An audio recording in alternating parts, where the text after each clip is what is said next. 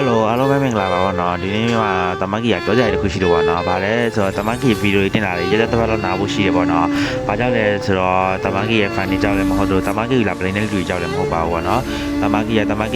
ချစ်တဲ့ fan တွေလည်းတမန်ကြီးပြန်ချစ်တယ်တမန်ကြီးလာပလိန်တဲ့လူတွေလည်းတမန်ကြီးကဘာရဲ့လို့လည်းမသတ်မှတ်ထားပါဘူးဗျာတမန်ကြီးနားတဲ့အကြောင်းရတော့တမန်ကြီးစိတ်ဆင်ပြေတာလေးရှိလို့ပါဗျာနောက်ပိုင်းကျရင်တော့တမန်ကြီးစိတ်ဆင်ပြန်ပြေတော့ဗီဒီယိုလေးတင်နေမှာပဲအခါကျရင်တမန်ကြီး fan လေးရတမန်ကြီးစောင့်နေမယ်လို့တမန်ကြီးညွှန်လိုက်ပါတယ်ခင်ဗျာ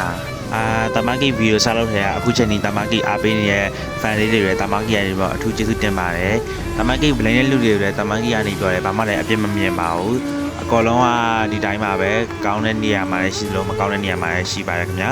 အဲ့တော့တမန်ကြီးကိုချစ်တဲ့လူတွေလည်းတမန်ကြီးချစ်ပါတယ်တမန်ကြီးကိုမုန်းတဲ့လူတွေလည်းတမန်ကြီးချစ်ပါတယ်ခင်ဗျာအားလုံးပဲတက်တာဘာပြောမှမသိတော့ပါဘူးခင်ဗျာအားလုံးတက်တာအပါ